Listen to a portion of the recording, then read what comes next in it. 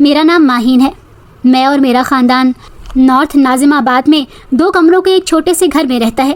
میں نے اپنے ابو کو کبھی نہیں دیکھا کیونکہ وہ میری پیدائش سے بہت پہلے ہی اس دنیا کو چھوڑ کر جا چکے تھے. وہ سرکاری ملازم تھے تو ان کی پینشن سے امی نے ہم 3 بہن بھائیوں کو پالا. مجھ سے دونوں ہی بہن اور بھائی بڑے تھے. جوں ہم بڑے ہوتے جا رہے تھے ہمارے خرچے بھی بڑے ہونے لگے. یہی وجہ تھی کہ میرے بڑے بھائی نے میٹرک کے بعد انڈسٹریل ایریا میں ایک فیکٹری کے اندر ملازمت اختیار کر لی. کیونکہ اس مہنگائی توڑ کمر میں اب صرف پینشن سے 3 بچوں کو پالنا اتنا آسان کام نہیں تھا. پینشن کے ساتھ بھائی کی آمدنی سے گھر کے حالات پر بس اتنا فرق پڑا تھا کہ ہمیں مہینے کے آخر میں کسی کا مقروض نہیں ہونا پڑتا تھا. نہ ہی دکان سے آٹا گھی دال ادھار پر لانا پڑتا.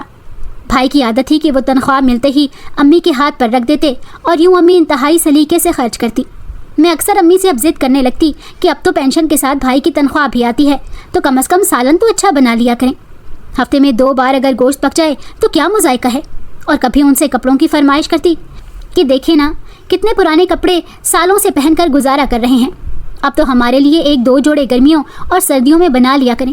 لیکن امی ہمیشہ میری ان باتوں پر مجھے انتہائی کڑے تیوروں کے ساتھ دیکھتی اور کہتی جیسے نظام پہلے چل رہا تھا میں ویسے ہی اب بھی چلاؤں گی, تم میرے معاملات میں دخل نہ دیا کرو, یہ بھائی کی کمائی ہے. اماں کی یہ باتیں سن کر, خاص کر جب وہ یہ بات کرتی کہ یہ بھائی کی کمائی ہے, تو ایسا لگتا جیسے کوئی تیر ہمارے سینے پر آ کے لگا ہو. وہ ہمیں یہ ہمیشہ جتانے کی کوشش کرتی تھی کہ ہم اس کی کمائی پر نظر رکھے ہوئے ہیں, تو مجھے کبھی بھی امی کی یہ باتیں اچھی نہ لگتی. آخر ہم کس پر مان کر کے اپنی یہ ضدیں پوری کروا سکتے تھے؟ اور ہماری ضد ہی کیا تھی کہ ہفتے میں 2 بار اگر اچھا کھانے کو مل جائے یا سردیوں گرمیوں کے 2-2 جوڑے بن جایا کریں تو یہ موسم آرام سکون سے گزر جائے. سالوں سے وہی کپڑے پہن کر دل اکتا گیا تھا. لیکن امی مجھے کہتی کہ کپڑے ابھی پھٹے تو نہیں ہے نا, لہٰذا گزارا کرو. میرے پاس کبھی اتنا اچھا سوٹ نہ ہوتا, اگر اسکول میں پارٹی یا فنکشن آ جاتا تو میں پہن کر چلی جاتی. اچھے کپڑے جوتے نہ ہونے کی وجہ سے میں نے اپنے اسکول کے کئی فنکشنز اور پارٹیاں بہانے سے چھوڑ دیں. کبھی اپنی سہیلیوں کو طبیعت خراب ہونے کا بہانہ کر دیتی اور کبھی کچھ, لیکن اپنے گھر کا بھرم میں کسی کے سامنے نہ توڑتی تھی کہ جو پردہ ہماری غریبی پر پڑا ہے وہ پڑا ہی رہے.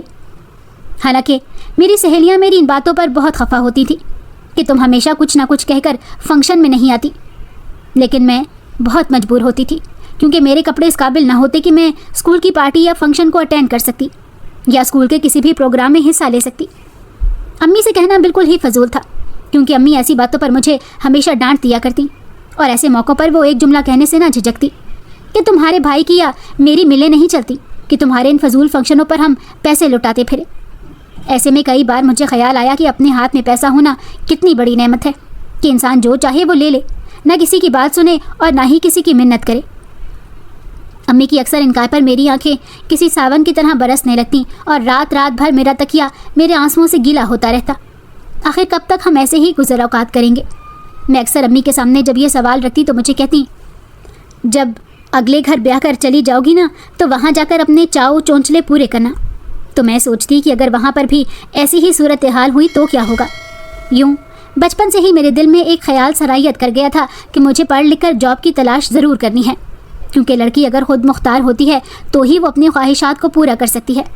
میں بس اپنے ہائی اسکول کا جلد از جلد ختم ہونے کا انتظار کرنے لگی تاکہ کہیں اسکول میں ہی چھوٹی موٹی نوکری کر لوں اور اپنی چھوٹی چھوٹی خواہشیں تو پوری کر سکوں, جو ان حالات میں تو میں مر کے بھی پوری نہیں کر سکتی تھی. جو ہی میرا بورڈ کا آخری پیپر ختم ہوا تو میں نے اسی دن گھر واپسی پر آتے ہوئے اپنے محلے میں کھلے پرائیویٹ اسکول میں جا کر جاب کے سلسلے میں پرنسپل سے بات کی.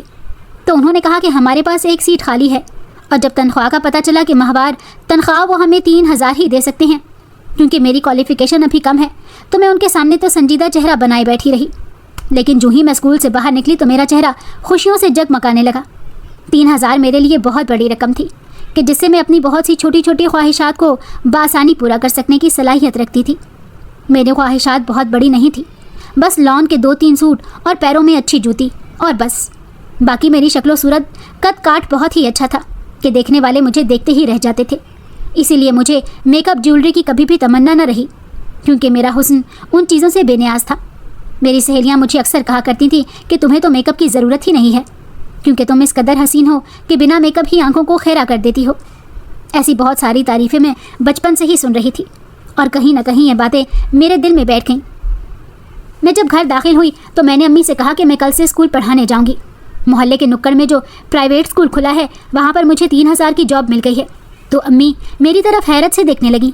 फिर आहिस्ता से बोली कि हमारे ख़ानदान में कभी किसी लड़की ने नौकरी नहीं की। लोग क्या कहेंगे कि इनके घर में खाने को नहीं, तो अब बेटी बाहर जाकर कमाने निकली है। तो मैं अम्मी की बातों पर चिढ़ गई और गुस्से से बोली, ये लोग तब कहाँ थे जब हमारी महदूद सी पेंशन थी और महीने के आखिर में हमारे घर से आटा ख़त्म हो जाता था।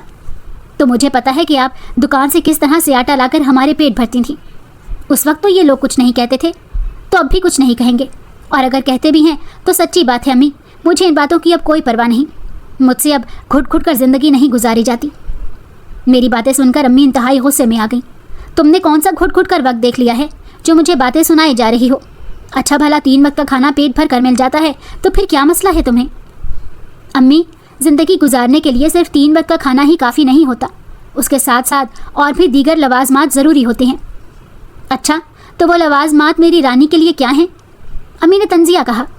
तो मैंने कहा, अम्मी कभी आपने सोचा है कि ये इतनी गर्मियाँ इतनी सर्दियाँ हम पर से गुजरी हैं?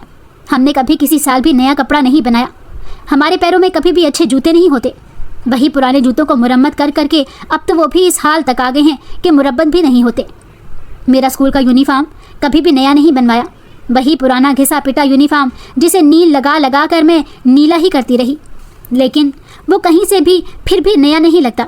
मेरे साथ की लड़कियां नए नए स्कूल बैग के साथ आती हैं, लेकिन मैं वही लंडे के पेंटों से बनाए स्कूल के बैग लेकर जाती रही।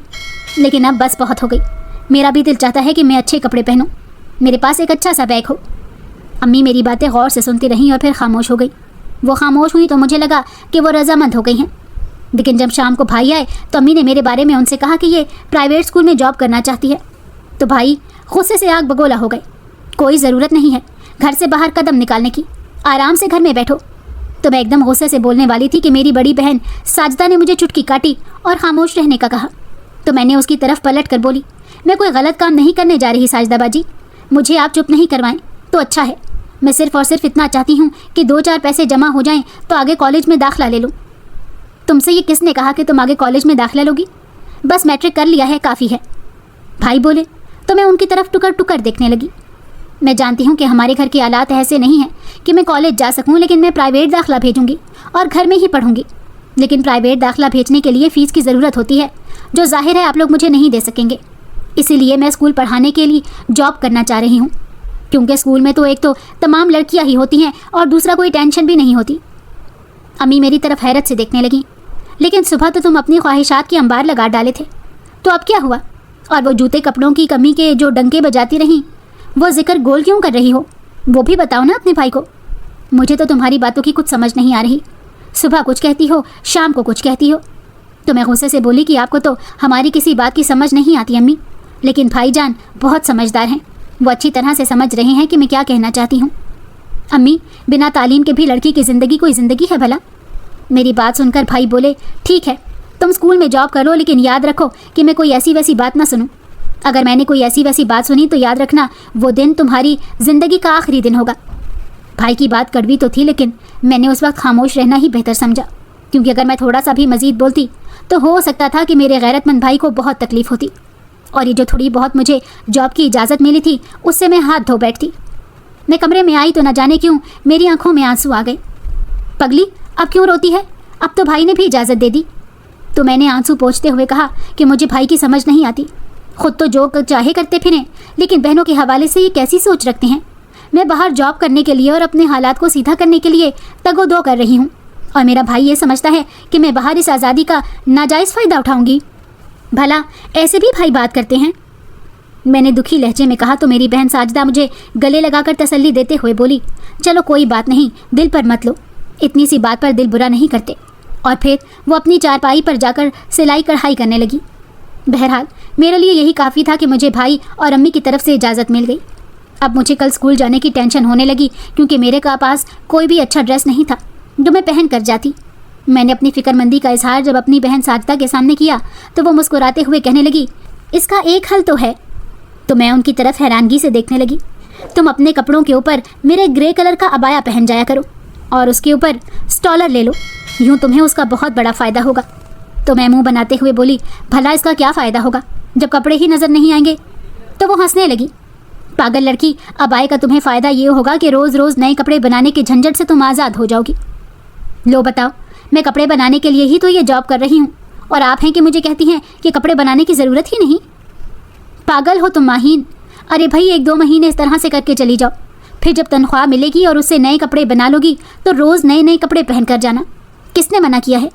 इस तरह से करने पर तुम्हें कोई टेंशन भी नहीं होगी और तुम्हारे पास ठीक ठाक कपड़ों की तादाद भी होगी। मुझे उनका ये आइडिया बहुत पसंद आया और मैंने ऐसे ही किया। स्कूल का माहौल इतना बुरा नहीं था, बस प्रिंसिपल अजीब सख्त मिजाज के इंसान थे। छोटी छोटी बात पर कभी कभी इतनी बुरी तरह से इंसल्ट करते कि मेरा रोने को दिल चाहता। लेकिन जब महीने के आखिर में मुझे तनख्वाह मिलती तो मेरी झुंझुलाहट खुशी में तब्दील हो जाती। मेरा बोर्ड का रिज़ल्ट आ चुका था तो मैंने भाई से कहकर प्राइवेट एफए में दाखिला ले लिया, जो सेमेस्टर वाइज होने की वजह से हर 6 महीने के बाद फ़ीस जमा करवानी पड़ती थी। लेकिन मेरी तनख्वाह बहुत कम थी, जिसकी वजह से मुझे तिनका तिनका जोड़ कर भी बचत न हो पाती कि मैं अपने लिए कोई अच्छा सा सूट बना सकूं, और जो पैसे जमा होते वो सब सेमेस्टर की फ़ीस में चले जाते। नए कपड़ों जूतों की चाह तो एक हसरत ही बनकर रह गई। लेकिन साजिदाबाजी के आइडिया ने मेरा भरम कायम रखा, वरना तो मेरी सारी तनख्वाह ही नए कपड़े और जूतों में लग जाती और मेरे हाथ पल्ले कुछ ना आता। मैं बस ये चाहती थी कि मैं इतना पढ़ लिख जाऊं कि मैं अच्छी नौकरी हासिल करूं। इसी तगो-दो में सोच विचार करती रहती और अपनी पाई पाई बचा कर रखती, क्योंकि मैंने देख लिया था कि स्कूल जॉब में आप चाहे कितनी ही मेहनत करें, लेकिन आपको उसका अच्छा सिला अच्छी तनख्वाह की सूरत में नहीं दिया जाता, बल्कि उन मालिकान का जब दिल जाता है छोटी सी गलती पर आपको स्कूल से बाहर का रास्ता दिखा देते हैं, और वो आपकी सारी मेहनत जो आपने स्कूल के बच्चों पर लगाई होती है वो मिट्टी में मिल जाती है। इसका अंदाज़ा मुझे उस वक्त हुआ जब मैंने अपने स्कूल की 2-3 टीचर्स को, जिनका यहाँ पर तकरीबन 1 साल हो चुका था, एक मामूली सी गलती पर उन्हें स्कूल से निकाल दिया गया। और जब वो रोते हुए यहाँ से निकली तो मुझे अफसोस इस बात का था कि वो बेहद ज़रूरतमंद थी, जो अपने घर की परेशानियों और तंगदस्तियों की वजह से ये जॉब करने पर मजबूर हो गई थी। लेकिन मालकान कभी किसी की मजबूरी नहीं देखते। हालांकि ये दोनों ही बहुत ही मेहनती टीचर थी। उनके स्कूल से निकलने के बाद जो पहली सोच मुझे आई वो यही थी कि मुझे स्कूल की जॉब तक खुद को महदूद नहीं करना, बल्कि साथ साथ कोशिश करके अगर कहीं और अच्छी जॉब मिलती है तो मुझे वो भी कर लेनी चाहिए। लेकिन मसला ये था कि मुझे स्कूल के अलावा किसी और जगह पर जॉब करने की इजाज़त ना मिलती। वक्त अपनी धीमी धीमी चाल के साथ चलता रहा। मैं अभी एफए के 3रे सेमेस्टर में थी कि साजिदाबाजी का रिश्ता आ गया। मैंने पहली बार जर्द चेहरे वाली अपनी साजिदाबाजी के चेहरे पर खुशी की एक लहर उठते देखी, तो मैंने दिल से दुआएं की कि या अल्लाह, साजिदाबाजी अपने घर में खुश रहें और वो खुशियाँ जो वो उस घर में रहकर कभी भी नहीं देख सकीं वो सब उन्हें अपने अगले घर में मिल जाएं। रिश्ता मुनासिब था। वो लोग हमारी ही तरह के थे, ना ज़्यादा अमीर ना ही ज़्यादा गरीब। उनके होने वाले शौहर फैक्ट्री में मुलाजिम थे। फैमिली भी कोई ख़ास बड़ी न थी, तो अम्मी ने भाई से मशवरा करके रिश्ते को हाँ कर दी। और फिर आहिस्ता आहिस्ता साजिदाबाजी के जहेज़ के लिए अम्मी जो पैसे थोड़े थोड़े जोड़ रखे थे उससे कुछ न कुछ सामान लाने लगी। लंबा चौड़ा जहेज़ तैयार करने की इस्तिताअत तो हमारी न थी, लेकिन जो कुछ हो सकता था वो उनके लिए किया गया। और यूँ साजिदाबाजी रुखसत होकर अपने ससुराल चली गई।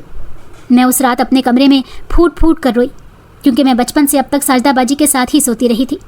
हम दोनों बहनें हमेशा एक दूसरे के दुख सुख में साथ रहे थे, लेकिन आज मैं अकेले रो रही थी और मुझे सीने से लगाकर चुप कराने वाली साजिदाबाजी, जो हमेशा मुझे तसल्ली देकर मेरी उम्मीद और हौसले को बढ़ा देती थी, आज वो मुझे कहीं नज़र न आ रही थी। ऐसे में मैंने उनकी खुशियों भरी ज़िंदगी के लिए ढेर सारी दुआएं मांगी, लेकिन शायद मेरी दुआओं में असर नहीं था।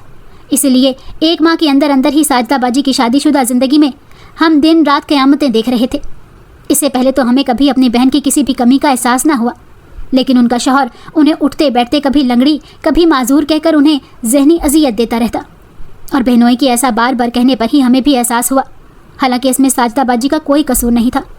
कसूर अगर था वो भी तो सिर्फ ये कि वो एक टांग से सही चल नहीं पाती थी, यानी उनकी एक टांग छोटी होने की वजह से उनकी चाल में थोड़ा सा फ़र्क आ जाता था। लेकिन अगर वो ऊंची हील वाला जूता पहन लेती तो ये फ़र्क भी ख़त्म हो जाता। लेकिन मेरे बहनोई उठते बैठते उन्हें ये ताना देते रहते और मेरी बहन अक्सर उन बातों को सुन सुन कर रो पड़ती। अल्लाह ने उनको ऊपर तले 3 बेटियां भी दे दी, और एक दिन उनके खामिद ने बग़ैर किसी वजह के उन्हें खड़े खड़े तलाक दे दी, तो वो अपनी बेटियां लेकर हमारे घर आ गईं। भाई की शादी उस वक्त तो हो चुकी थी, और मेरी भाभी ज़ुबान की नहीं बल्कि मिजाज की भी इंतहाई तेज़ थी। साजिदाबाजी जब अपनी 3 बेटियों के साथ हमारे घर पर आईं तो भाभी का मूड बेहद ख़राब रहने लगा। इन्हीं हालात में मेरा भी निकाह एक जगह पर हो गया, लेकिन मेरी रुखसती ना हो सकी, क्योंकि वो बाहर चला गया था और वहाँ से उसने 5-6 महीने के बाद बग़ैर किसी वजह के मुझे भी तलाक भेज दी। اس دوران میں نے بہت ساری چھوٹی بڑی نوکریاں اسکول کے علاوہ فیکٹریوں میں بھی کی، کیونکہ اب بھائی نے مکمل طور پر ہاتھ کھینچ لیا تھا اور امی تو بھابھی کی ہی زبان بولتی تھی۔ وہ ہماری دل آزاری تو کر لیتی لیکن اپنی بہو کو کچھ نہ کہتی، اور ہر وقت اپنی بہو کی سائڈ لے کر ہم دونوں بہنوں کو ذلیل کرتی رہتی۔ ساجدہ باجی نے کپڑوں کی سلائی کا کام پکڑ لیا، لیکن ان کی صحت اجازت نہیں دیتی تھی کہ وہ یہ کام مسلسل کریں۔ دوسری طرف بھائی نے ساجدہ باجی کو الگ کر دیا تھا اور انہیں اوپر والے پورشن میں سے ایک کمرہ دے دیا۔ میں امی پر بہت خفا ہوئی کہ ساجدہ باجی کو آپ نے الگ تو کر دیا ہے، لیکن وہ اپنے گھر کا نظام کیسے چلائیں گی؟ اوپر سے آپ بجلی اور گیس کا بل بھی ان سے لے رہے ہیں، یہ تو شدید ناانصافی ہے۔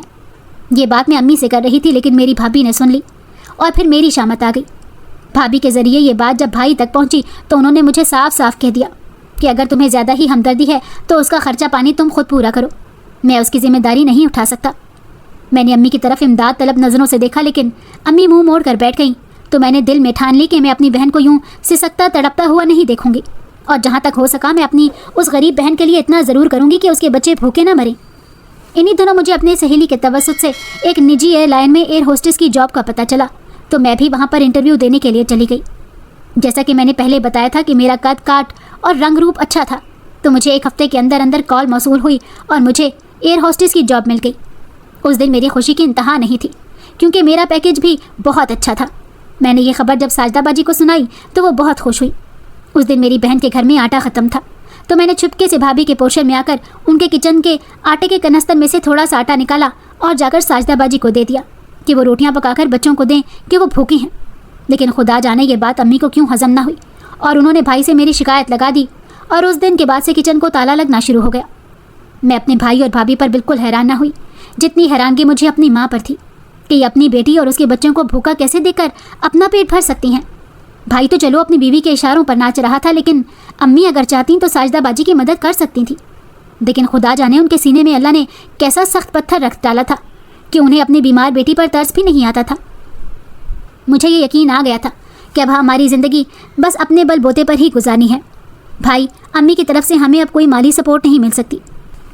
امی اور بھائی نے میری جاب کی مخالفت تو بہت کی، لیکن پھر خاموش ہو گئے، کیونکہ میں نے ان کی کوئی بات نہیں سنی۔ اس نجی ایئر لائن میں میری جاب شروع ہوئے کافی دن ہو چکے تھے، اور میں اپنی جاب سے اس لیے مطمئن تھی کہ میرے مالکان میری کارکردگی پر نہ صرف خوش تھے بلکہ مجھ پر یقین بھی رکھنے لگے تھے۔ ہماری ایئر لائن پر بہت امیر کبیر لوگ سفر کرتے تھے۔ دوران پرواز وہ اپنی چیزیں، خاص کر موبائل استعمال کرتے کرتے اپنی سیٹ کے ساتھ لگی ہوئی ٹیبل پر انتہائی لاپرواہی سے رکھ دیتے اور سو جاتے۔ میں آتے جاتے کئی بار ان لوگوں کو دیکھتی، اور ایک دن میں نے بہت خاموشی کے ساتھ جہاز لینڈ کرنے سے تھوڑی دیر پہلے ہی ایک کسٹمر کا موبائل اٹھایا اور اسے اپنی جیب میں ڈالیا، اور باتھ روم میں جا کر اس کو فوراً بند کر دیا، اور دوسرے ملک کے ایئرپورٹ پر اترنے کے بعد میں نے وہ موبائل چپکے سے ایئرپورٹ سے باہر نکل کر فروخت کر دیا۔ یوں میرے پاس ایک اضافی رقم بن گئی، اور بس پھر تو یہ سلسلہ جیسے چل ہی پڑا۔